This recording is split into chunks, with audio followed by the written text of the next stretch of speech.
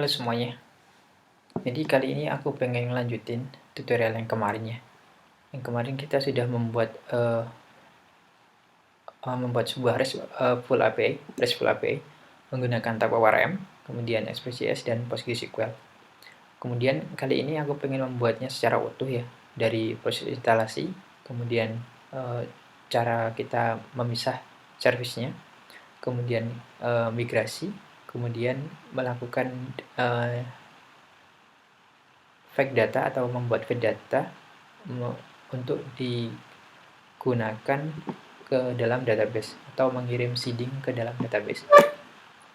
Untuk itu kita akan membuatnya secara utuh ya. Jadi kita bisa melakukan proses instalasinya sekarang. Kita bisa ketikkan npx, kemudian type orm init, kemudian dash name, kemudian nama projectnya kita pakai REST API aja. Kemudian sebentar, aku letakkan di desktop aja ya, biar nanti kita bisa lihat. Oke, kita ketikkan lagi npx, kemudian tab orm, kemudian init, kemudian dash name, kemudian namanya kita pakai namanya REST API, kemudian dash database ya, kemudian Postgres seperti ini. Kita tunggu instalasinya sampai selesai. Ini membutuhkan waktu yang cukup lama ya, tergantung dari koneksi internet. Jadi kita bisa ke sini. Jadi di sini di tab orm.io kalian bisa lihat ya di sini tab orm itu apa sih gitu. Tab orm itu adalah sebuah ORM yang dapat berjalan di Node.js, browser, Cordova, PhoneGap, Ionic, React Native, NativeScript, Expo, dan Electron Platform. Dan dia juga bisa kompatibel dengan bahasa pemrograman TypeScript dan dengan JavaScript dari ES5 sampai ke ES8. Nah, type ORM ini juga support menggunakan Active Record dan Data Mapper pattern. Active Record dan Data Mapper itu adalah sebuah cara untuk mendefine sebuah query yang kita bisa lihat metodenya seperti ini. Dia nanti menggunakan .save, kemudian .remove, .find one gitu. Kemudian kita juga bisa ke sini ke bagian data mapper.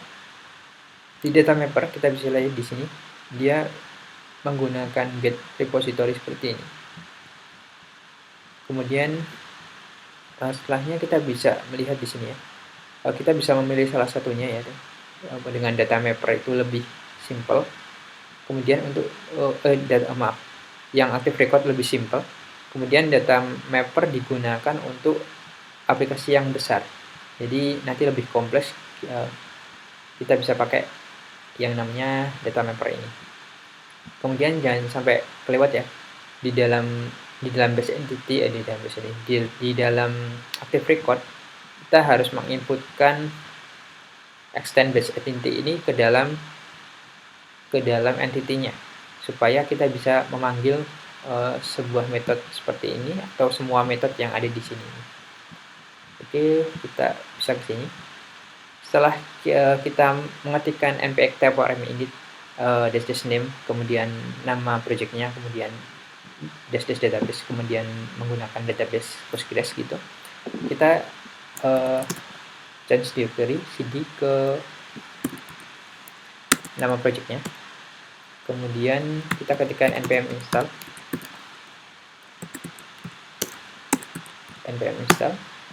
untuk menginstal modul di dalamnya. Kemudian kita bisa lihat di sini, kita ke text editornya.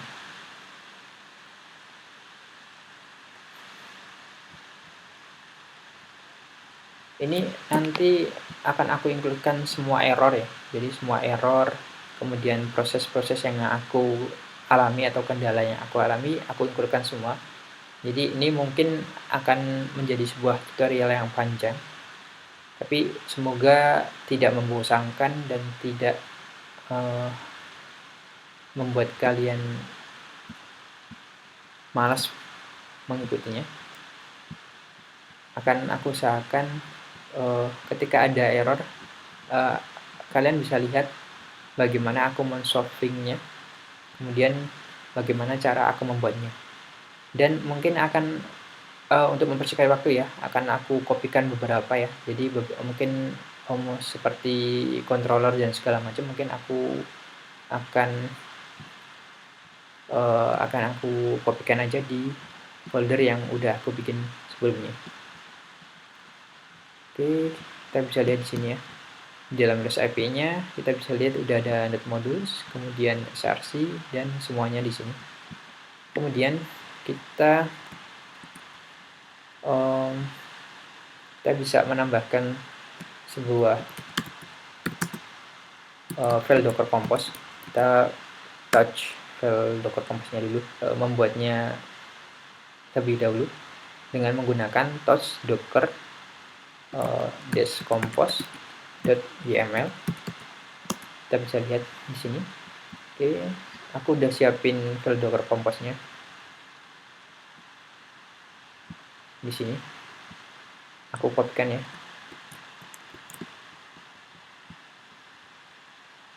Kopikan di sini.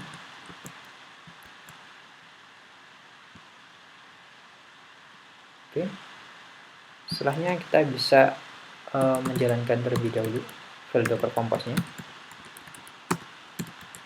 Docker compose admin d untuk melakukan atau untuk menjalankan kontainer di latar belakang. Kita pakai min d itu untuk di latar belakang. Oh, jangan lupa sebelumnya kita udah menjalankan ini ya, menjalankan dockernya. Jadi setelah kita menjalankan dockernya, kita bisa ke sini, kita bisa lihat dia menjalankan apa saja gitu. Yang pertama dia menjalankan PostgreSQL yang baru aja running, kemudian pgadmin. Oke. Setelahnya kita bisa edit dulu di orm.json. Kita edit bagian username, kita ganti jadi Postgres. Di password kita ganti sama dengan ininya. Kemudian database-nya kita pakai sama aja yang kemarin ya. Kita pakai REST API. Kemudian kali ini kita pakai synchronous files untuk proses migrasi. Oke, kita save. Kita coba ya. Kita coba dulu. Sekarang kita ke sini. Kita buka dulu localhost 9002 untuk menjalankan pgadmin-nya. Ini akan agak lama ya. Sepertinya sedang kurang ini, kurang bagus. Sebentar, dia masih belum.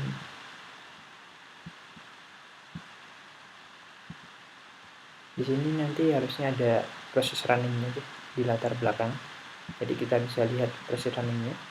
Untuk sekarang dia belum menunjukkan proses runningnya ya. Kalau di pgadmin dia udah ada seperti ini, jadi dia udah running. Di PostgreSQL maaf, di PostgreSQL udah running.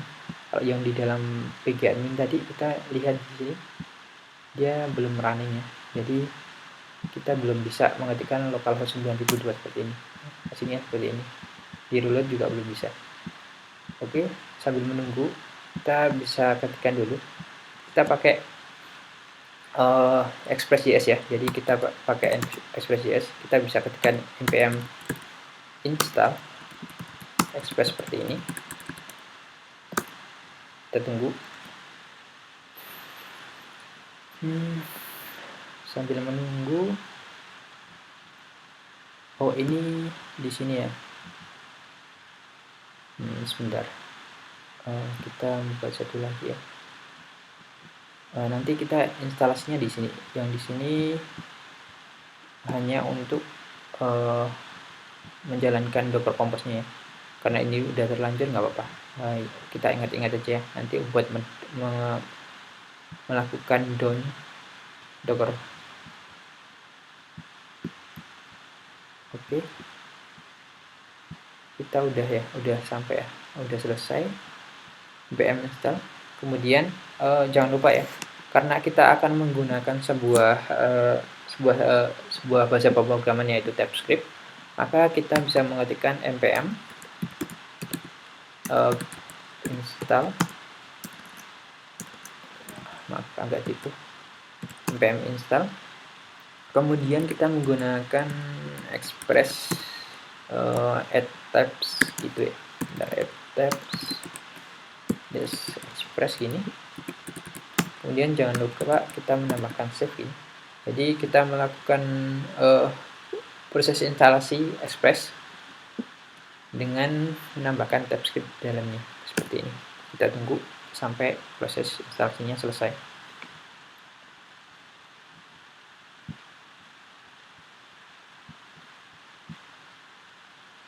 Oke, sekarang kita ke localhost 9.2 ya, untuk menjalankan pgadmin. Kita bisa lihat di sini sedang proses loading. Jadi kita bisa lihat di sini pgadmin-nya sedang berjalan ya. Jadi sudah ada seperti ini.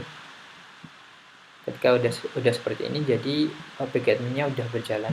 Kita tunggu beberapa saat untuk dia membuka pgadmin-nya. Oke, kita sebentar ya di sini ya. Oke, kita udah bikin ya. Jadi sekarang di dalam index.js kalian bisa lihat seperti ini. Di dalamnya ada sebuah di line pertama kita import private metadata, kemudian import grid connection dari TypeORM, kemudian kita import user entity dari folder entity di file user ini seperti ini. Oke, sambil menunggu ya, kita tambahkan body parser ya. Sebentar, kita pakai body parser di sini. Kita coba menginstal ya. Proses instalasinya seperti ini. Kita bisa menambahkan npm install body parser seperti ini. Kita copy aja. Sebentar. Kita copy aja ya. Jadi npm install body parser. Karena ini untuk menjalankan Docker, kita pakai yang sebelah ini tadi.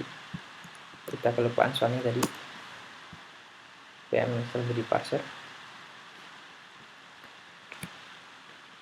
Tunggu sampai proses instalasinya selesai ya.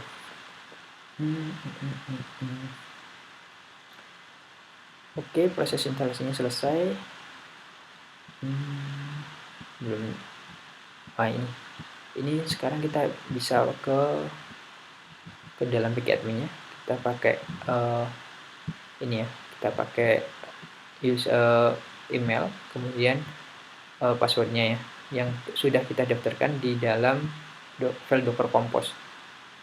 File Docker Compose-nya dari mana? Dari sini. Ini. Di sini.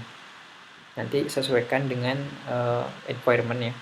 Kalian bisa pakai email kalian dan password kalian. Misalnya ini aku pakai ini.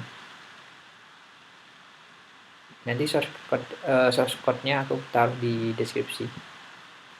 Oke, kita coba lagi ya. Kita login.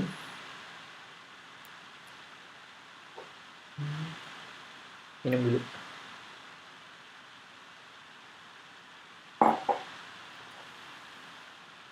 Setelahnya, ketika sudah login ya di browser, kita bisa lihat di sebelah kanan ini, sebelah kiri ini, kita bisa lihat ada server.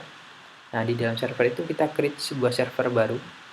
kalian bisa klik kanan server, kemudian create, pilih server, kemudian di dalamnya kita pakai namanya PostgreSQL, di dalam connection kita pakai namanya PostgreSDB seperti ini. Kemudian portnya kita kasih 5432 sesuai dengan port Postgres. Kemudian maintenance database kita pakai Postgres. Kemudian username kita ganti username-nya menjadi Postgres seperti ini. Kemudian passwordnya kita tambahkan jadi password seperti ini, kita save. Nah, secara otomatis akan menambahkan sebuah server baru yang namanya PostgreSQL. Di dalamnya ada database, login, dan table space. Kita bikin database dulu sesuai dengan nama database yang akan kita bikin. Nama database-nya adalah REST API. Dari mana kita tahu nama database-nya REST API? Kita bisa lihat ke sini di orm.json. Nah, database ini kita kopikan dan kita isi di sini. Karena ini udah sama, kita save.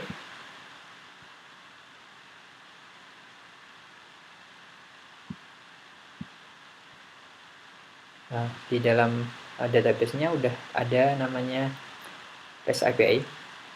Kita bisa lihat di sini. Kemudian kita ke skema. Kemudian ke tabel. Di dalam tabel belum ada sebuah tabel yang bernama user. Jadi sekarang kita harus melakukan migrasi untuk membuatnya. Untuk itu kita sekarang coba dulu ya. Kita ketikkan npm install seperti ini.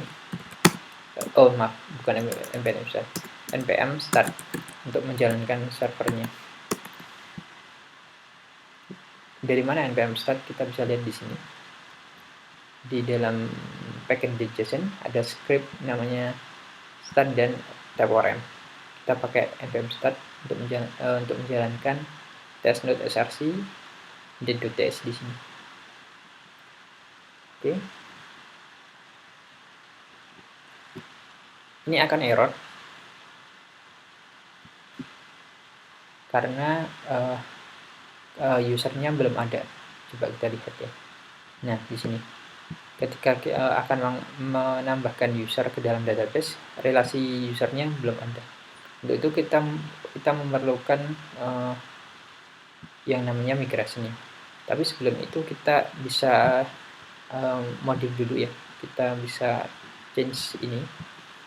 Kita hapus dulu di sini. Oke. Kita define dulu ya. Kita define dulu di sini. Sebentar. Kita define dulu express-nya ya.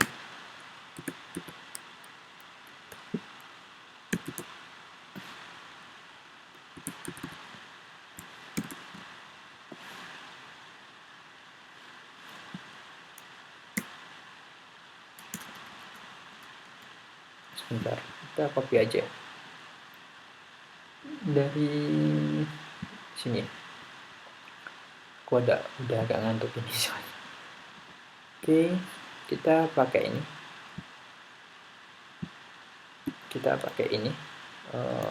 Kita bisa coba ini dulu ya.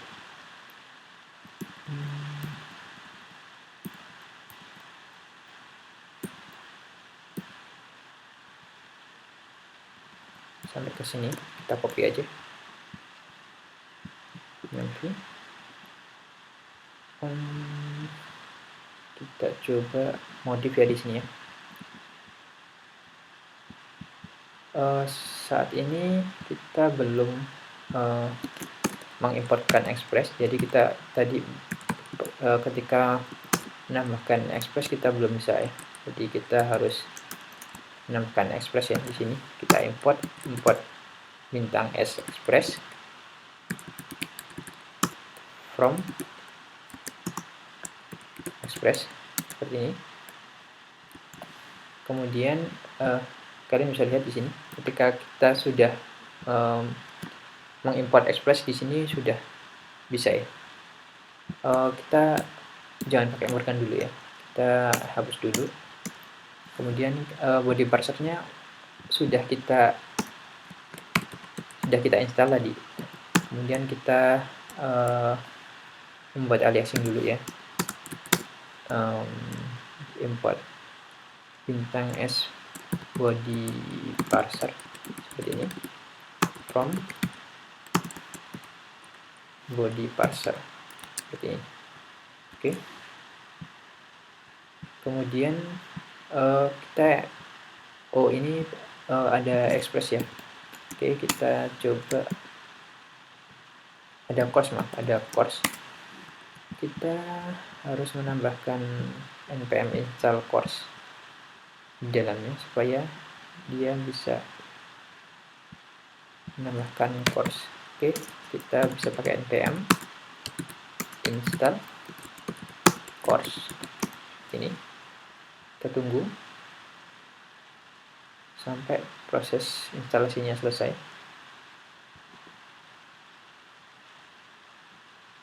Oke, setelah sudah, kita bisa import expressnya di sini. Itu import course-nya di sini. Maaf. Import bintang s course from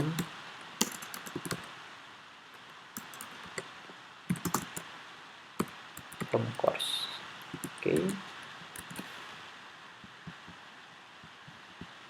Kita juga bisa menggunakan stagger, tapi untuk saat ini kita pakai course saja. Oke. Kemudian kita define ya. Ketika define app.use ini menggunakan API seperti ini, dan di dalamnya ada index.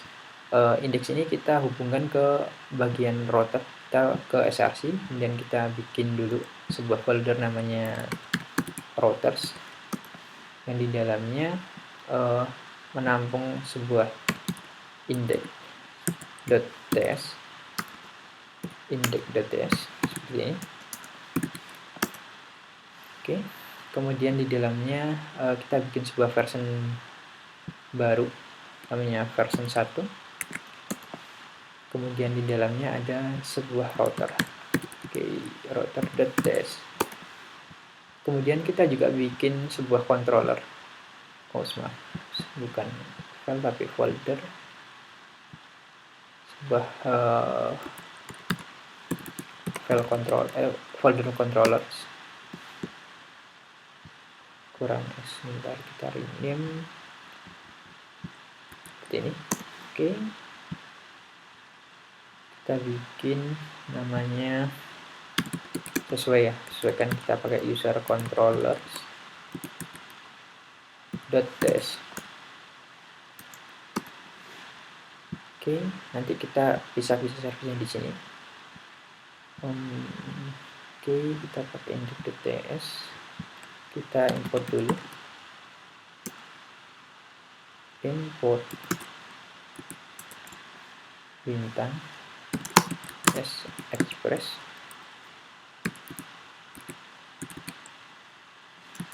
from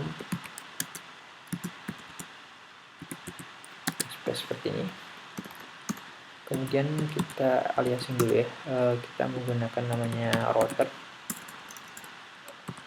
seperti ini, sama dengan express.router seperti ini. Kita menggunakan router.use seperti ini. Kita pakai namanya versi 1 gini, dan kita bisa bikin sebuah function ya yang terpisah seperti ini. Seperti ini. Di dalamnya ada sebuah request, kemudian di dalamnya ada sebuah respon juga, dan sebuah next function. Kita define dulu seperti ini. Kita menggunakan request sebentar, kita karena pakai aliasing ya, jadi kita menambahkan seperti ini. kemudian responnya express juga dari express, kemudian dot respon seperti ini. Kemudian di next kita pakai express juga dot next function berarti. Oke. Kemudian di dalamnya kita definisikan ya,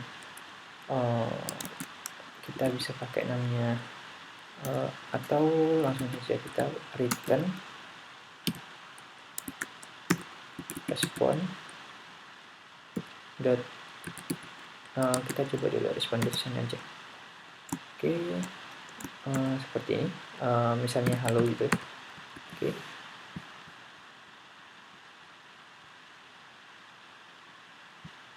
Ini dibikin asinkronus. Sebentar.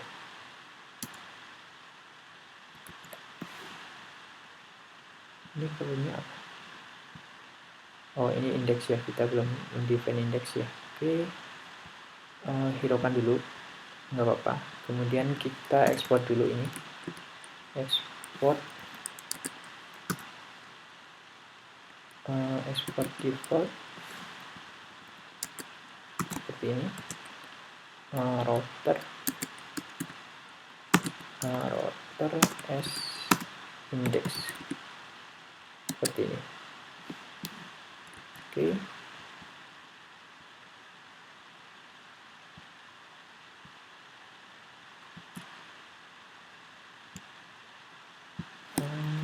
Sudah export.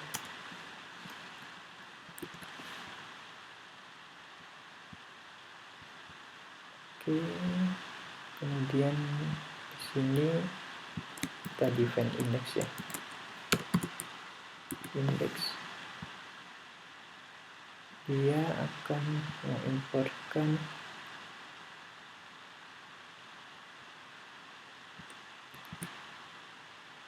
bukan yang di sini salah, sebentar, ini bukan indeks dari situ, harusnya ini dari oke, kita import manual aja. Import kita dari folder apa sih tadi, routers ya, atau daripada lama ya, kita bisa kopikan dari sini aja. Jadi di dalam index.ts kita pakai indeks ya. Indeks itu berasal dari index ini seperti ini. Oke, kita coba define ke project kita. Oh, aku kelupaan tadi ya. Project yang kita itu bukan sebuah aliasing kayak gini. Kita pakai namanya export default, kemudian router seperti ini. Oke. Kemudian kita pakai langsung aja ya di sini karena kita akan memisah ya. Oke, kita pakai ini, pakai namanya user. Bentar, ini salah di sini. Oke, kita kopikan aja dari project yang tadi.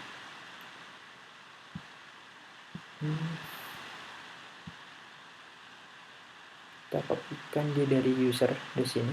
Kita menambahkan ini dulu aja. Kita copy dari sini. Konvensi.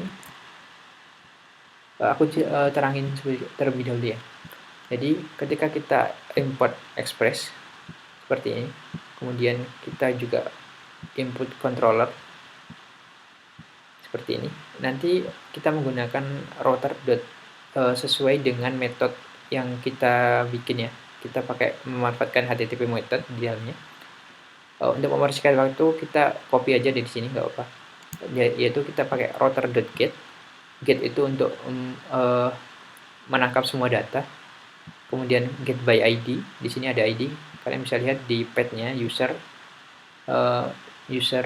kemudian slash .2 id kayak gini, kemudian post untuk menambahkan, kemudian put kita gunakan untuk mengedit ya, kita menggunakan put di sini, kemudian delete dengan id sama ya seperti put ya, menggunakan id.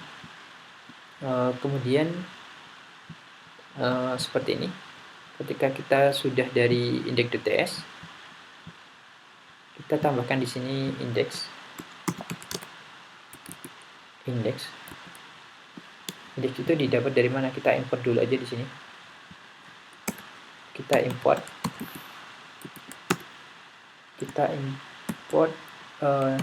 namanya index from, kita bisa dot/slash lagi dot/slash kita ke src tadi ya, kemudian kita ke bagian rows, kemudian ke bagian index.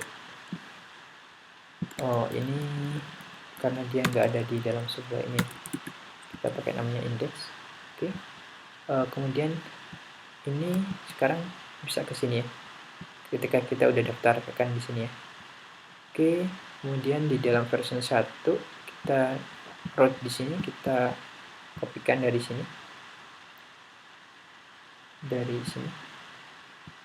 komen A, komen C,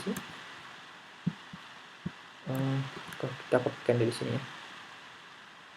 Oke, kemudian controllernya, di dalam controller kita juga kopikan juga dari sini aja untuk mempersingkat waktu ya. Jadi kita kopikan aja, nanti aku terangin satu-satu. Di dalam controller, user controller, oke. Kita komen A, komen C, komen B, oke. Kita hiraukan dulu yang ini. Kita hiraukan dulu di dalamnya. Jadi kita bikin routingannya dulu ya. Jadi dari index.ts kita ke update use, path-nya API, kemudian ke index, kemudian ini kita mengimport mengimport dari versi 1 ini ya. Ini ya, kita mengimport dari sini ya, atas nama router ya, atas nama router di sini. Maka kita importkan ke sini, import router, atau namanya apa yang di sini kita samakan aja. Di dalam router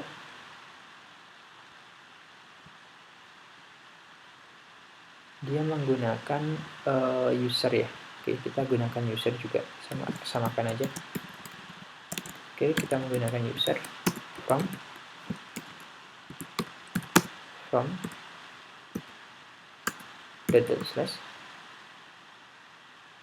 di dalam sebuah root, kemudian di dalam sebuah versi 1,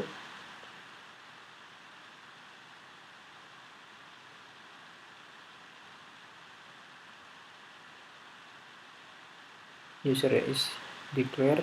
Kita belum mendefine-nya ke sini, kita pastikan di sini user.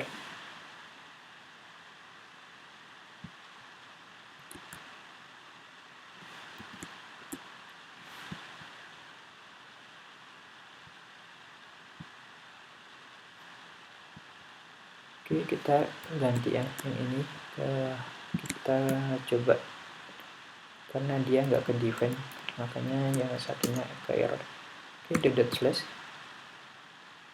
kemudian lagi slash ke dalam controller, slash lagi user controller seperti ini. Oke, save. Di index.ts udah save routernya. Sekarang kita coba sini .// bagian router slash lagi version 1.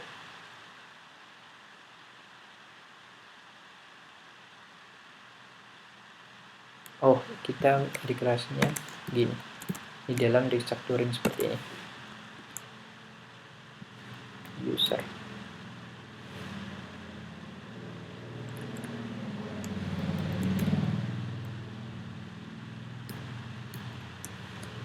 sebentar,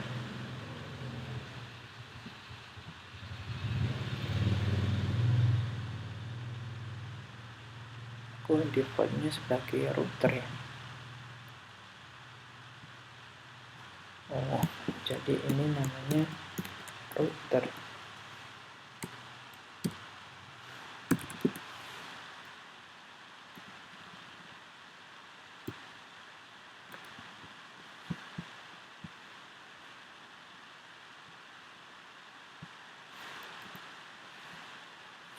Sebentar, dia di dalam router, default router seperti ini. Kemudian ketika aku kasihkan ke sini berarti aku namanya router.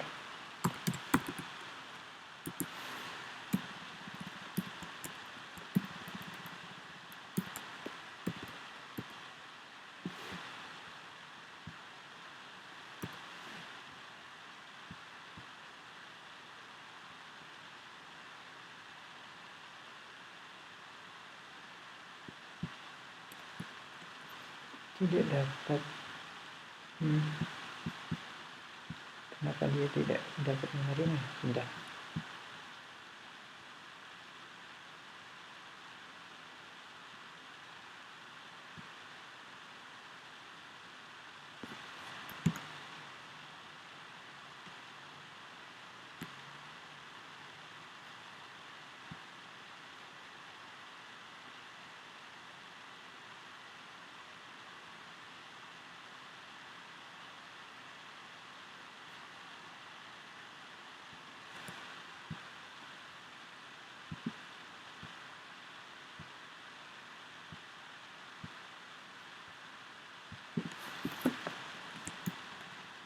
Kenapa dia nggak bisa menerima?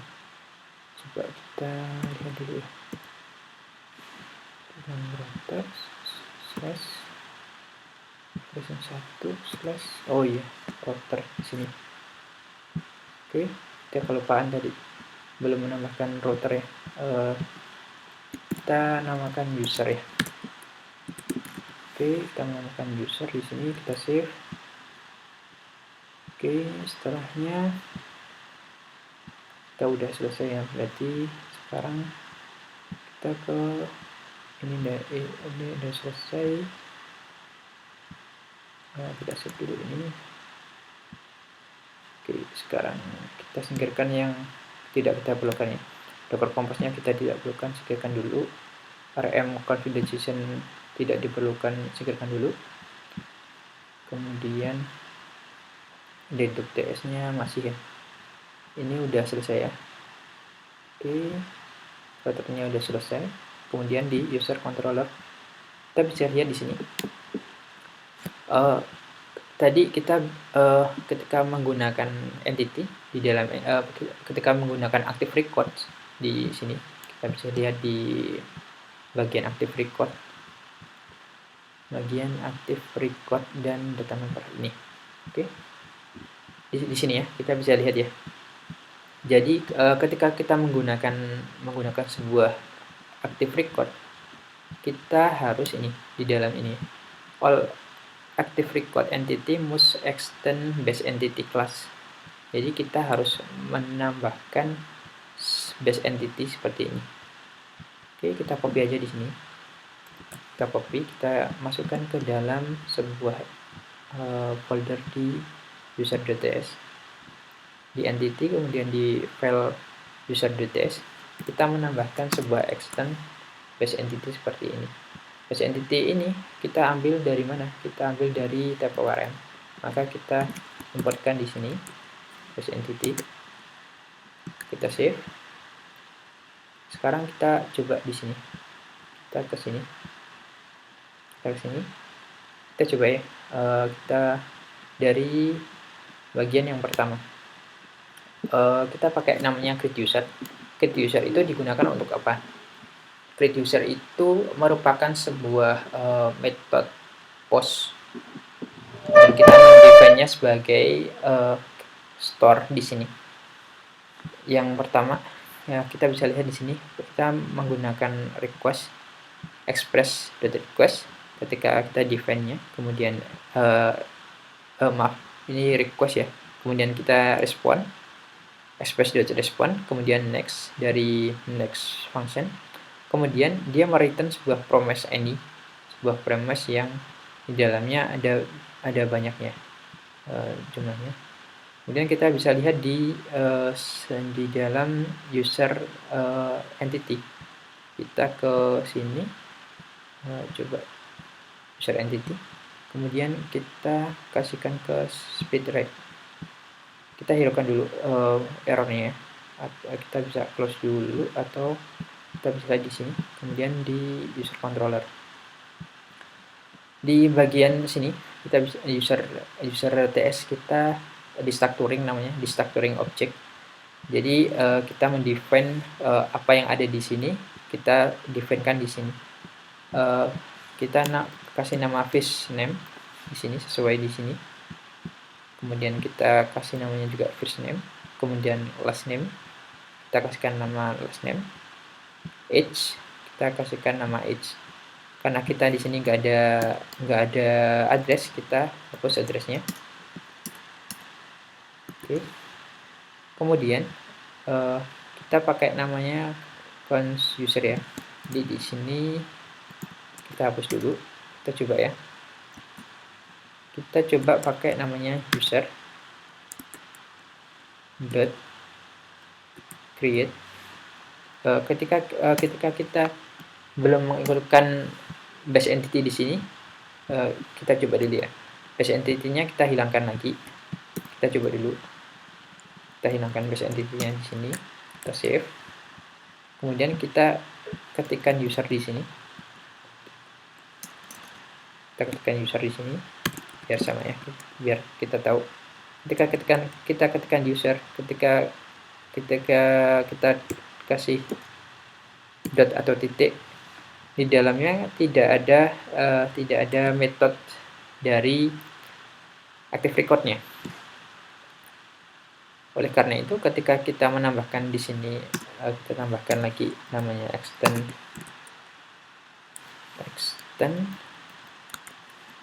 base entity, kita save, kita coba lagi di sini, kita pakai namanya user juga, user dot create seperti ini.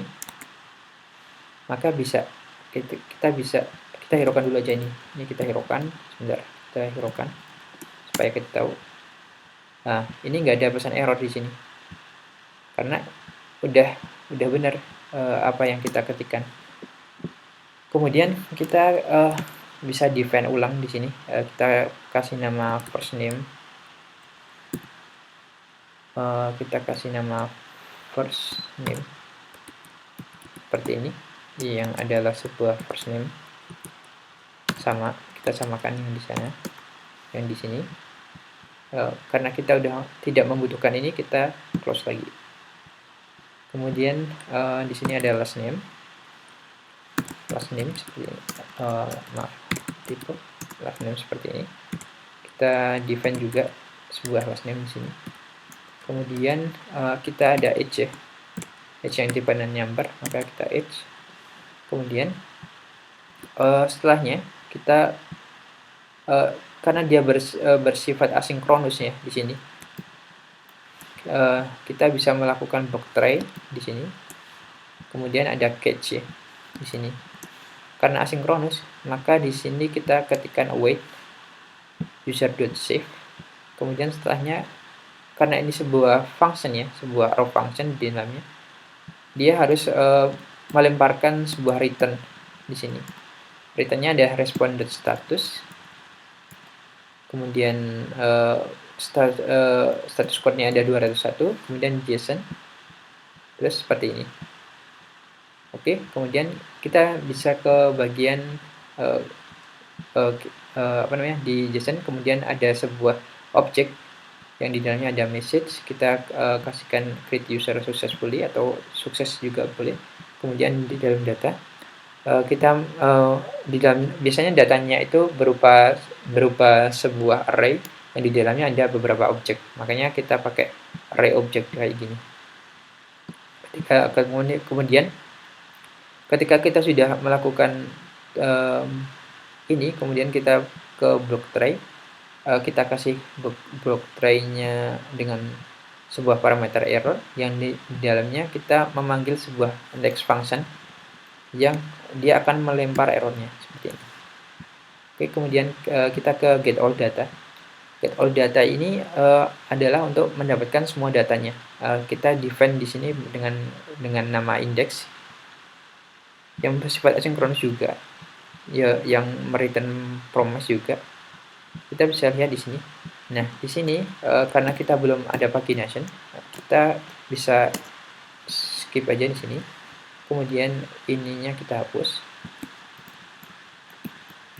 Oke, kita hapus. Jadi cukup seperti ini. Kita coba ya di sini user dot. Nah, di sini kita bisa pakai user find seperti ini untuk mencarinya. Kemudian setelahnya kita return respond.status, statusnya 200 JSON. Kemudian dengan message get user successfully. Kemudian di dalamnya ada sebuah kita mendefine-nya sebagai data yang di dalamnya adalah hasil dari query user.find ini. Oke. Kemudian kita get user by ID.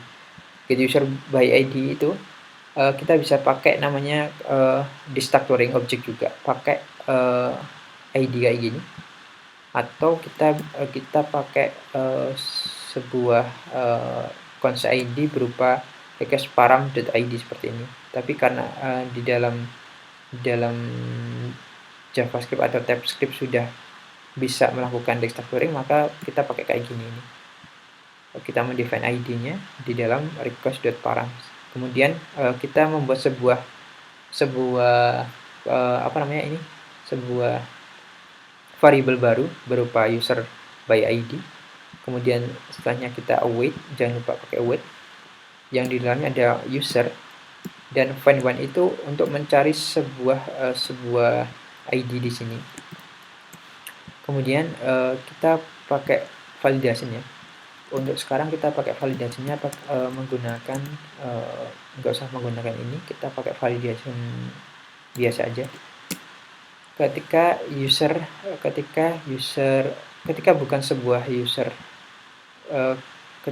sebuah user by ID, maka kita di sini bisa men-throw new error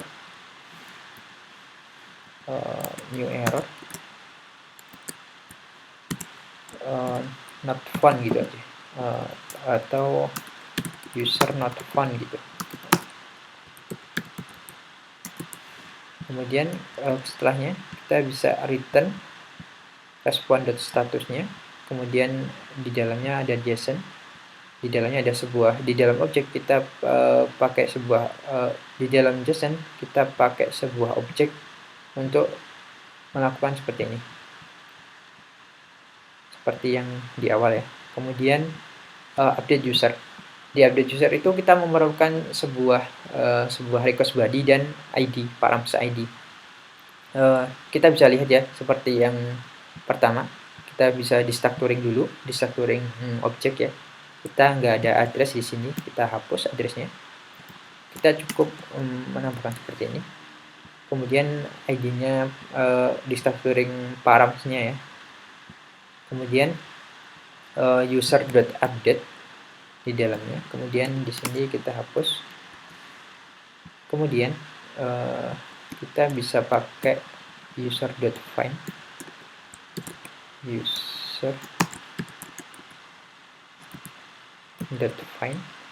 seperti ini.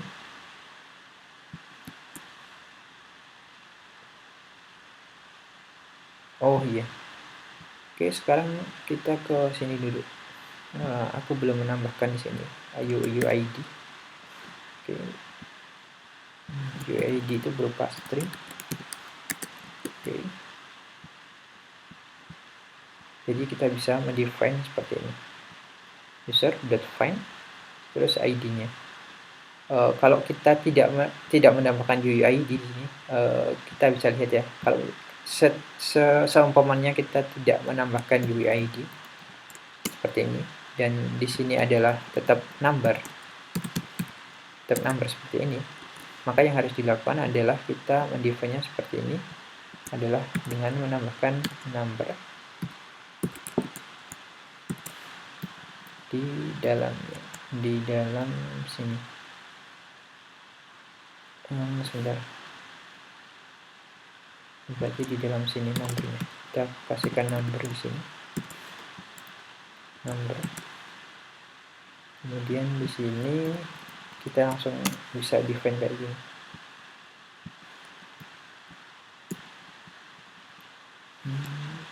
Sebentar.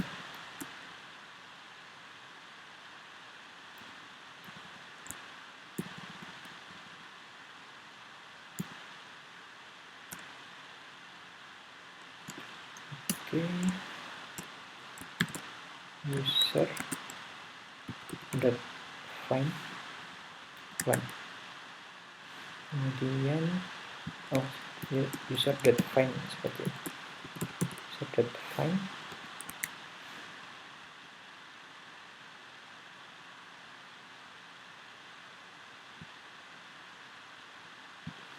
Kemudian dia berupa, sebentar, kita coba dulu hapus ya, ID. Yang di dalamnya adalah ID.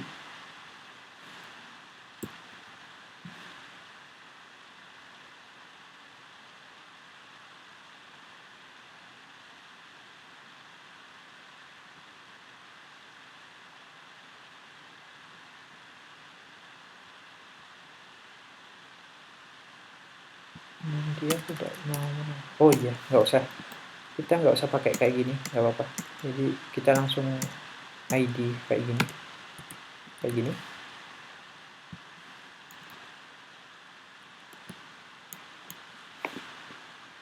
Dia berupa number.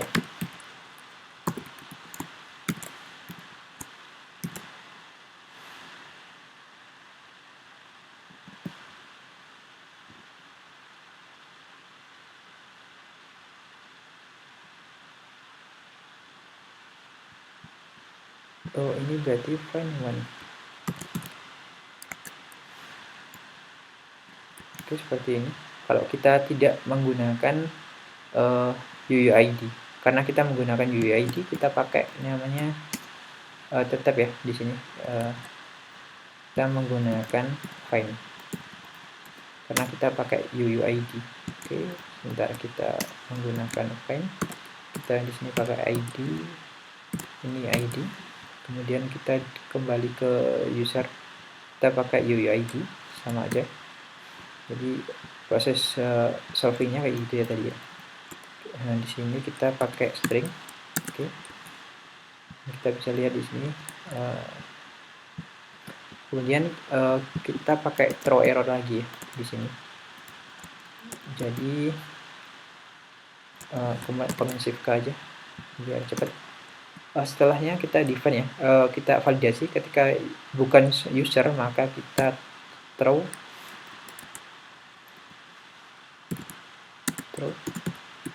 new error.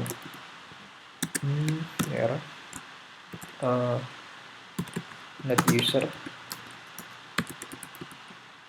atau user not found aja deh.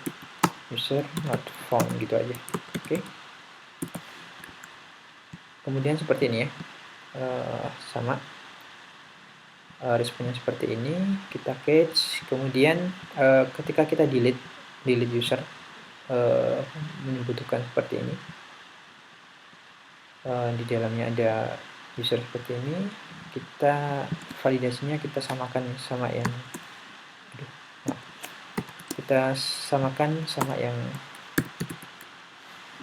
lainnya.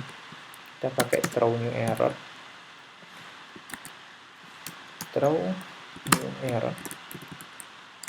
Seperti ini. Kita pastikan namanya user lagi ya, user not found, seperti ini. kita bisa lihat ya, ketika kita udah mendestructuring ID di dalam request.param, kemudian kita mencari user.find ID seperti ini, kemudian kita validasi ya di dalamnya, kemudian setelahnya kita bikin sebuah const user ID yang dia wait ya, dia karena bersifat asinkronus ya, dia menunggu proses ini dieksekusi sampai selesai, baru dia user.remove. Kemudian respons statusnya sama 200. Tapi yang di sini agak berbeda adalah kita memakai namanya backtick ya, untuk mendefine ID-nya di sini. ID ini kita define pakai backtick seperti ini. Oke, kita save. Oke, setelah save kita ke terminalnya. Karena kita udah selesai yang tadi, kita ke sini. Yang di dalamnya ada ini yang ada data kompasnya. Oke, kita pakai yang ini aja. Kita clear dulu semuanya. Kita clear.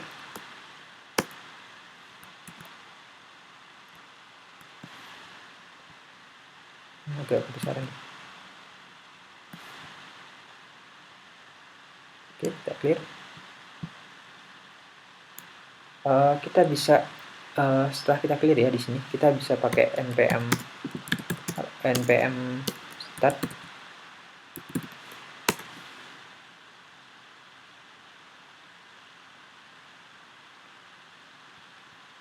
Sebentar. Nah, sepertinya kita butuh notmon nih untuk tidak merestart seperti ini terus ya. Oke, kita tambahkan notmonnya. Notmon. Kita install notmonnya. Bentar. Kita ke npm.js ya. Di sini ada package notmon namanya. Kita bisa menambahkan notmon. Notmon ini berguna untuk melakukan proses restarting ya. Jadi kita nggak perlu yang namanya melakukan kita nggak perlu melakukan restart server berkali-kali. Oke, sebentar, port undefined karena kita pakai process.env. Sekarang kita belum pakai .env ya, kita pakai biasa aja dulu 8080, kemudian portnya 8080 juga sama. Oke, kita pakai notmon dulu ya.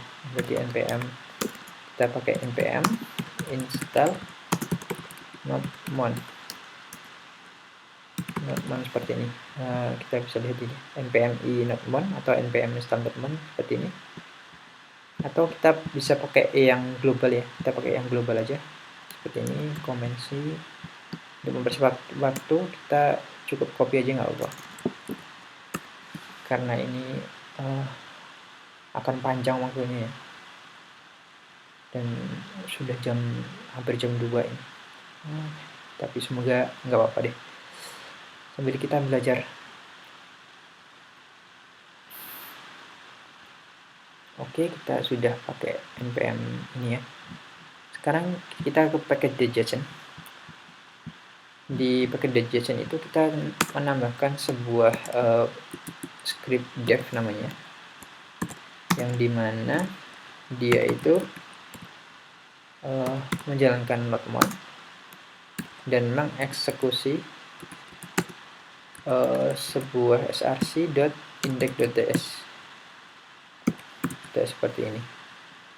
Jangan lupa di dalamnya kita menambahkan koma. Oke, kita save. Kemudian kita pakai npm run dev seperti ini.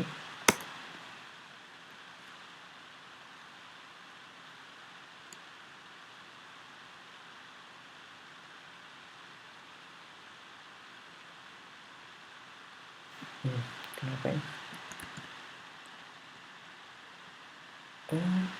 src. Dia membutuhkan tsnode compiler. Tsnode. Oke.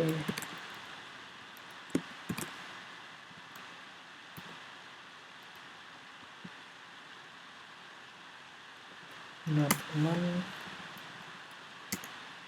bentar,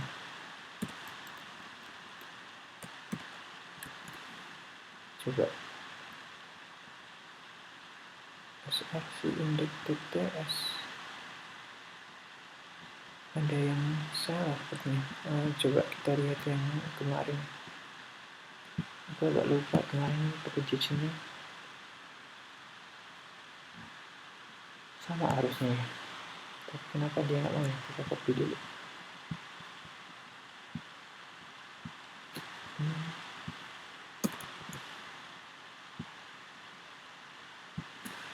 Kita pakai yang ini. Oke.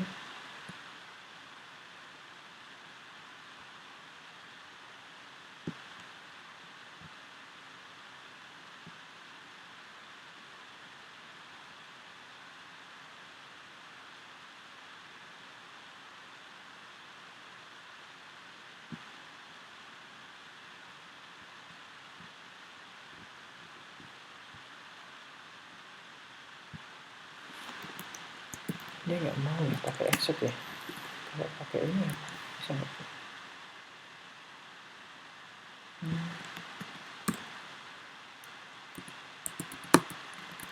Harusnya dia mau. Oke, kita copy errornya juga. Kita cari tahu kenapa dia nggak mau.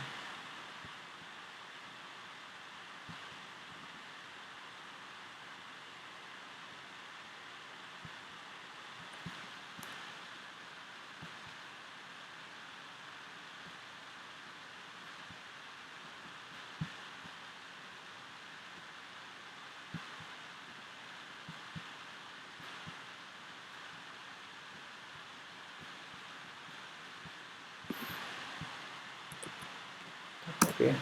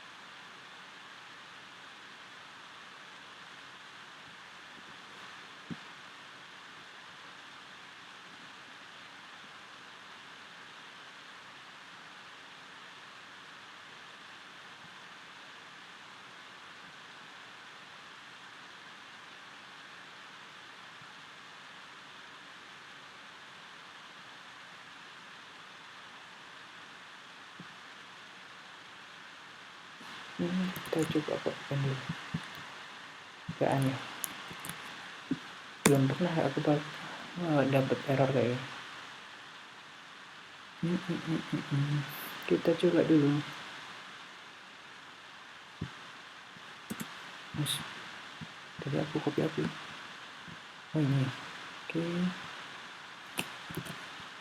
Kita copy. Teman.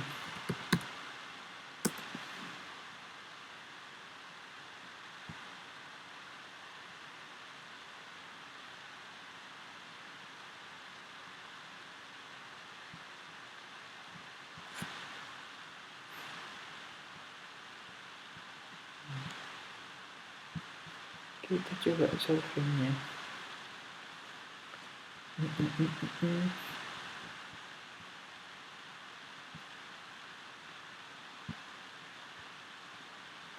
Kalau tidak bisa, kita coba pakai. Bentar. Di sini udah tertambahkan belum sih notnya?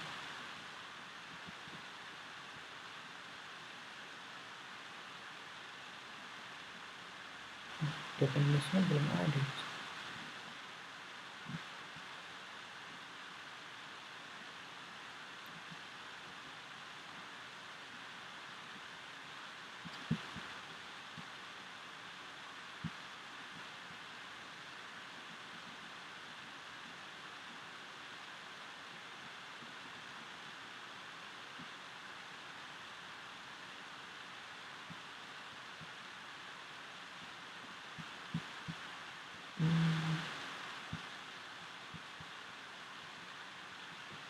Atau kita coba pakai not1 seperti ini, coba sama ya. Ini kenapa nggak jalan-jalan?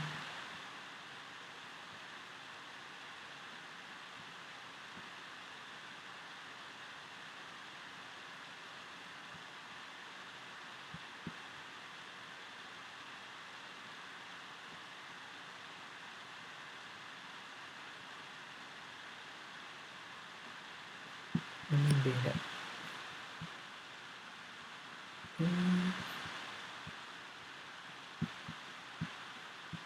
Permission limit itu butuh permission ya.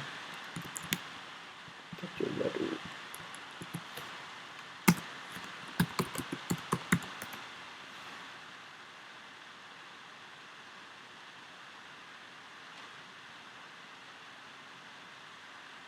Permissionnya jelek ya.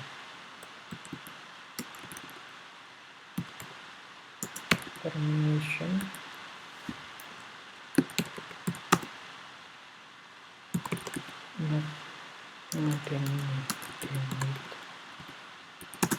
not one. Oke.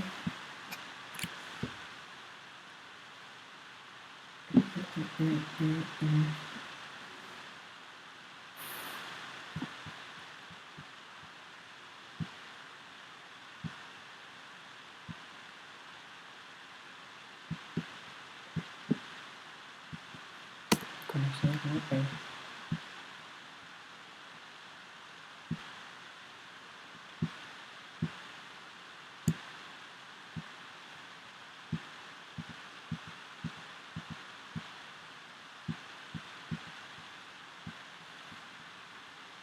Agak aneh nih. Sepertinya agak aneh. Koneksinya lagi bermasalah ini.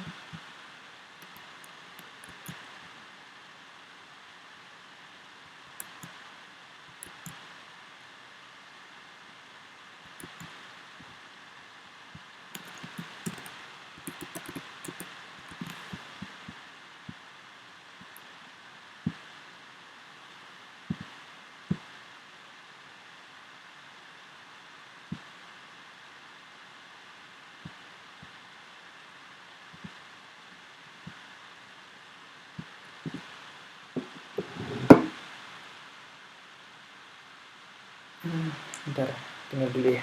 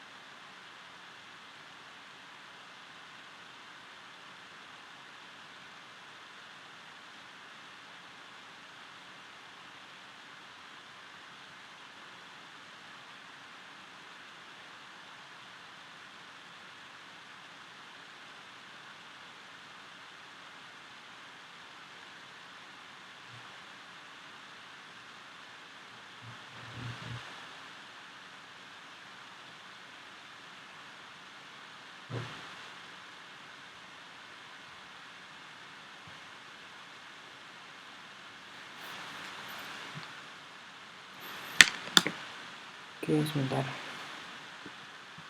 Apakah sudah oke? Ini di permission limit ini. sepertinya sama ini.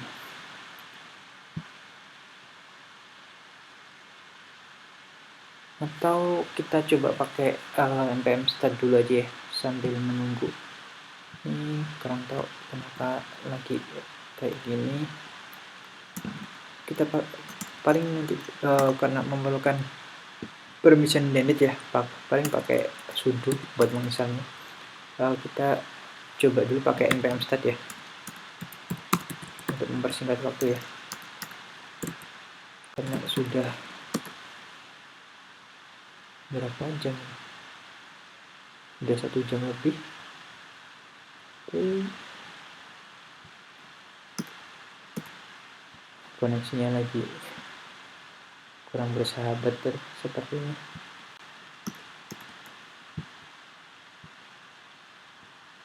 Atau coba kita tahu. Iya, koneksinya sedang tidak bersahabat.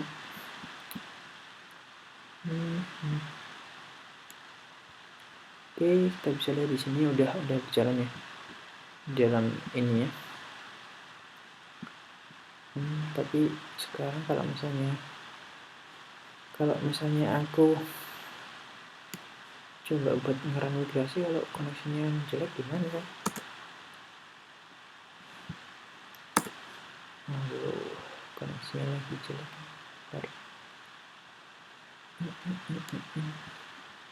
Ayolah Indigo kalian. Oke, kita refresh ya. Coba. Koneksinya lagi jelek banget.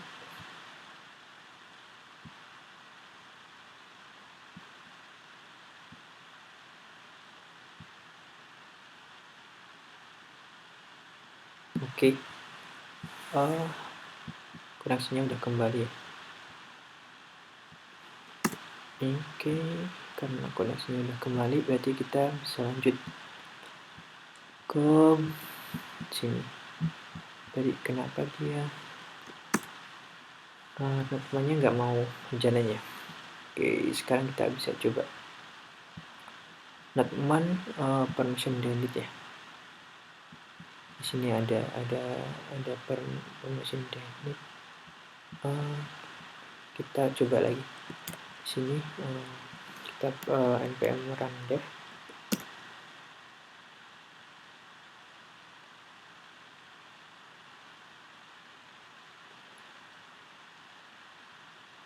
Harusnya dia berjalan. Oke, sudah. Harusnya jalan sekarang.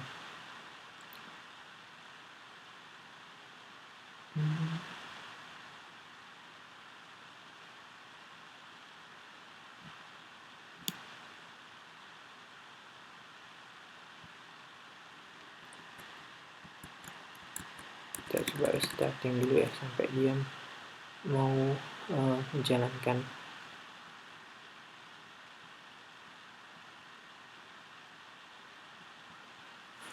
Kita bisa buka Postman dulu aja. Kita buka Postman.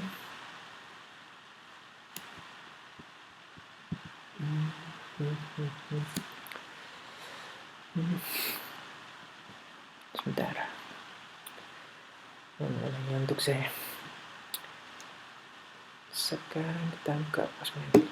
Nah, sekarang netmannya udah berjalan ya. Jadi netmannya udah berjalan. Kalian bisa lihat di sini. Netmannya server started on port 8080. Sepertinya tadi karena dia koneksinya lagi jelek, makanya dia nggak mau kayak gini. Karena dia udah server started on port 8000, berarti semua codingan yang kita lakukan di sini udah berjalan ya. Sebentar. Sekarang kita ke bagian ini aja, migrasi dulu ya. Kita ke bagian migrasi. Kita melakukan migrasi ya. Migration namanya. Nah, di dalam migration ini mana tadi migration? Ya benar ya. Di dalam migration ini ada beberapa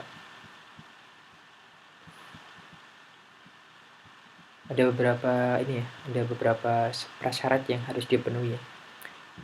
sebelum kita meng-create sebuah migration ya, kita ada prasyarat.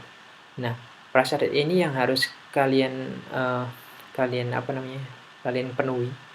Jadi prasyarat ini aku pernah bikin migrasi ya. Jadi beberapa hari yang lalu aku gagal terus dalam migrasi. Ternyata aku melewatkan ini yang di bagian ini. Jadi di dalam migrasi itu ada prasyaratnya ya, yaitu ketika kita menggunakan file JavaScript kita bisa pakai npm. Kita harus mengetikkan ini npm install -global tab.orm, atau kita juga bisa menggunakan npx tab.orm ini. Karena kita udah menginstalnya pakai npx tab.orm ini tadi, berarti ini udah bisa di skip. Kemudian kita bisa pakai npm install ts.save, kita juga udah install. Oleh karena itu kita bisa menggunakan sekarang npm run tab.orm migration generate ini untuk melakukan migrasinya. Oke, karena ini udah ya, kita bikin satu lagi aja di sini untuk menggenerate ini, command v aja. Nah di sini kita menjalankan tab npm run tab.orm migration generate -n, kemudian nama migrasinya kita pakai namanya user migration aja. Oke, kita run. Semoga koneksinya nggak bermasalah lagi ya. Ini harusnya berhasil.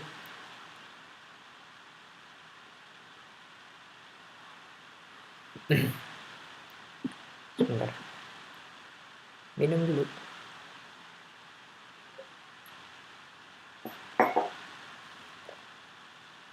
Nah, sekarang kita bisa lihat user migrasinya udah berhasil kita migrasi ya ke dalam database. Kita bisa lihat di sini. Ketika kita lihat di sini belum akan memunculkan tabel user. Kenapa? Karena kita belum memindahkannya dari generate ini ke dalam sini.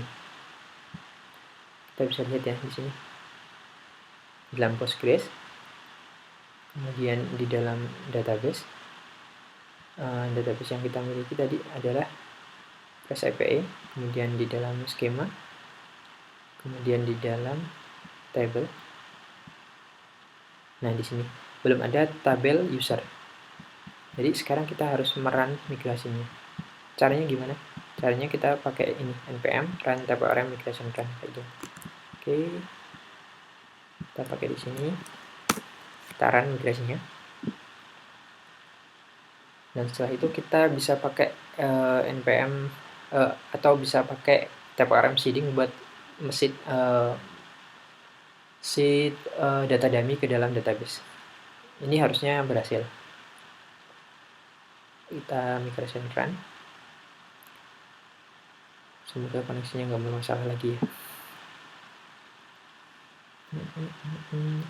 Nah, kita bisa lihat di sini migrasinya udah berhasil. User migration has been executed successfully. Kita bisa lihat di folder migration ini. Nah, di sini udah ada seperti ini. Nah, karena kita udah berhasil migrasi, sekarang kita yang perlu kita lakukan adalah membuat sebuah file, sebuah folder. Kita kasih aja namanya database. Kemudian di dalamnya ada factory folder dulu namanya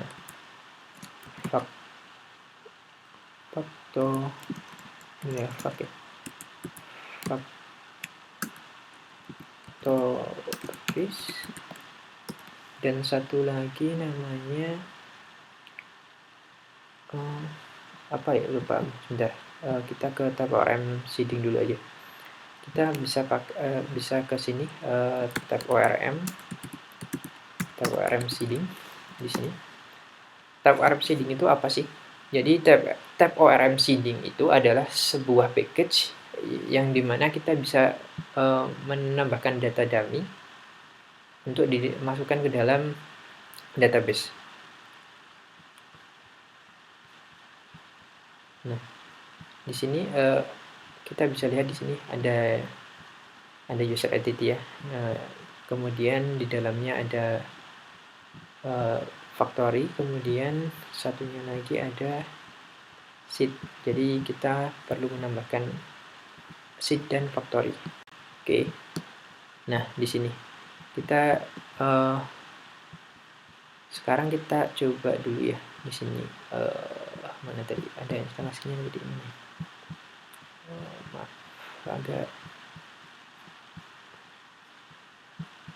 terlewat tadi. Oh, ini kita pakai ini dulu, npm install TabRM seeding. Kita kopikan aja untuk mempersingkat waktu ya. Command V.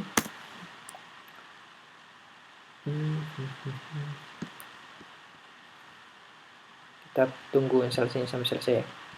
Kita bisa lihat di sini mana tadi di bagian ORM config.json factories dan seed. Oke, kita tambahkan factories dan seed.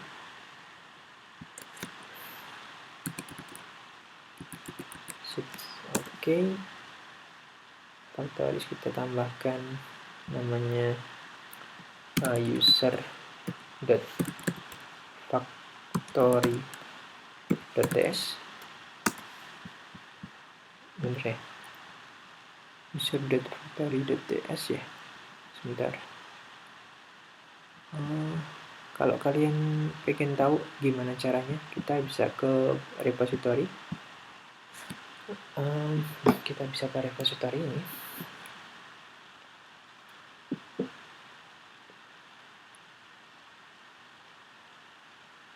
Oke.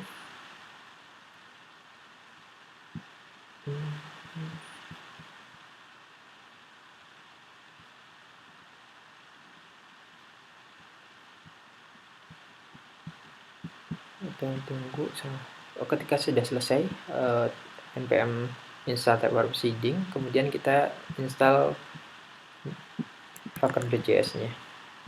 Oke, kita install di sini. Kita tunggu sampai proses instalasinya selesai. Jadi di ORM config.json itu kita menambahkan seperti ini. Yang pertama adalah seed, src seed. Ini karena kita pakai namanya database, kita tambahkan database. Kita copy aja dulu. Kita copy, kita tambahkan ke sini. Oke, kita tambahkan di sini aja sebelum CLI. Kemudian kita tambahkan di sini ada seed. Kemudian di sini ada factories. Kemudian sini kita pakai 2 ya. Sorry, 2. Ini juga 2. Ini sama 2 2.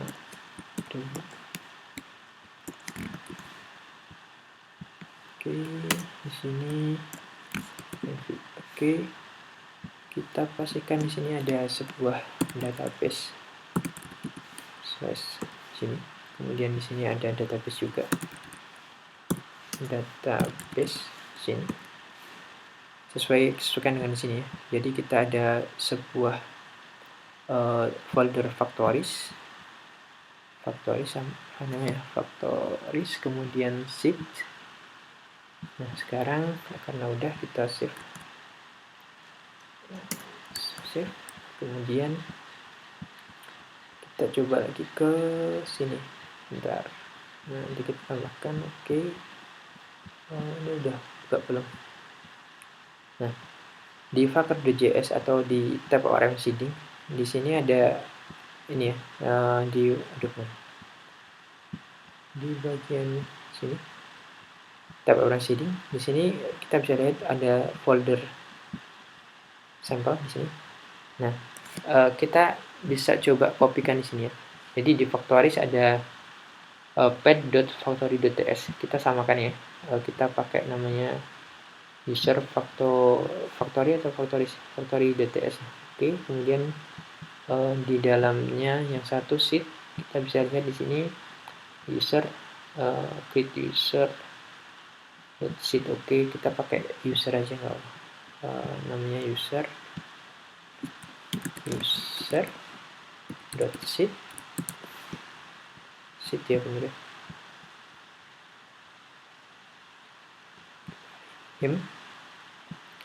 user.sheet.js. Oke, di dalamnya. Oke, sekarang kita coba di sini. Sementara kita copy aja dulu ya. Kita copy. Nanti aku tunjukkan apa yang harus diubah. Oke, sebentar, kita copy dulu. Abaikan yang ini ya.